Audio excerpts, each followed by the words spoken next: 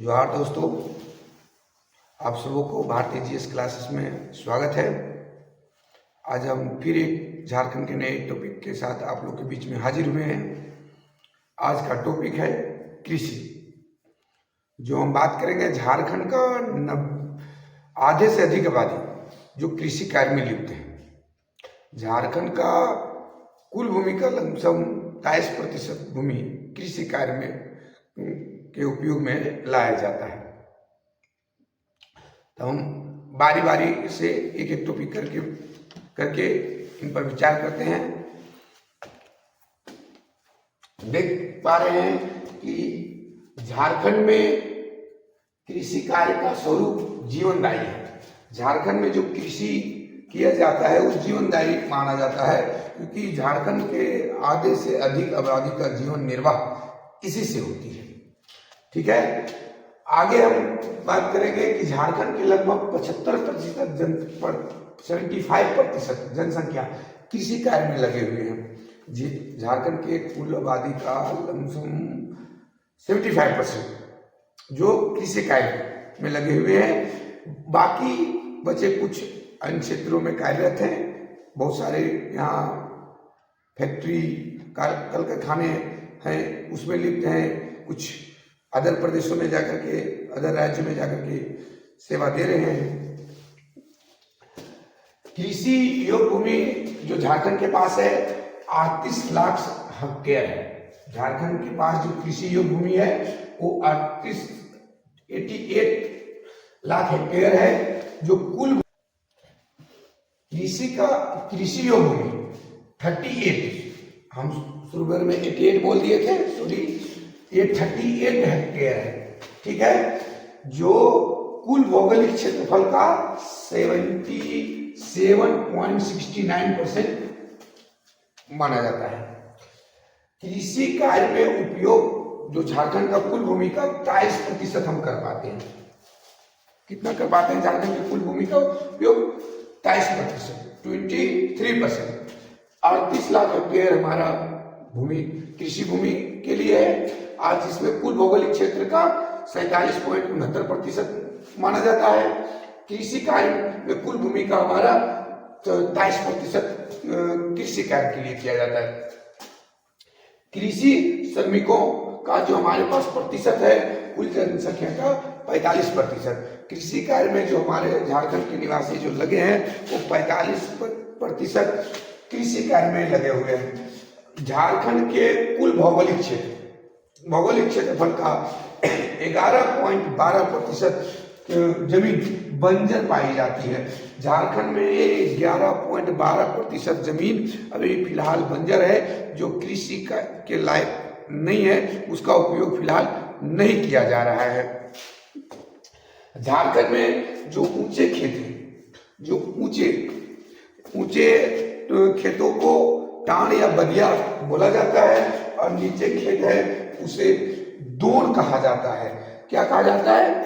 दोन कहा जाता है, या तो उसे गड़ा खेत या तो उसे घोघर के नाम से भी इन क्षेत्रों में जाना जाता है। झारखंड में मुख्यतः 3 प्रकार के फसल उगाए जाते हैं, और ऐसे भी हम लोग फसलों को 3 प्रकार में बांटे हैं। खरीफ फसल, रबी फसल, जायद फसल। खरीफ फसल बरसात के मौसम में उगाया जाता है। रबी फसल ठंडी ऋतु में उगाई जाती है। जायद फसल जो गर्मी मौसम में उगाया जाता है। 3 ऋतुओं में हम लोग 3 फसल का उत्पादन करते हैं, उपयोग करते हैं। जैसे बरसात में खरीफ फसल उगाए जाते हैं। खरीफ फसल में धान, मक्का आदि फसल उगाए जाते हैं। रबी फसल, रबी का मतलब रबी राई, इसमें गेहूं, चना, मटर, बूट, मसूर आदि दलहन फसल के रूप में भी उगाया जाता है। इसमें जायद फसल, जिसमें सब्जी हो गया, और इसमें भी दलहन फसल भी उत्पादन किया जाता है। हम देखते हैं कि खरीफ फसल का जो टाइम है वो जून से जुलाई माह में बोया जाता है और सितंबर से अक्टूबर महीने में काट लिया जाता है। हम बरसात शुरू होने के समय खरीफ फसल को बोया जाता है और बरसात के अंत में सितंबर से अक्टूबर में से काट लिया जाता है। झारखंड में लगभग 90% भाग पर खरीफ फसल का उत्पादन किया जाता है, क्योंकि झारखंड में सिंचाई का सुविधा कम मात्रा में है और झारखंड में सिंचाई का मात्र एक साधन है, वो कुआं है। इसमें अधिकतर सिंचाई कुआं से ही किया जाता है, इसलिए बरसात का पानी हम लोग भरपूर उपयोग करते हैं।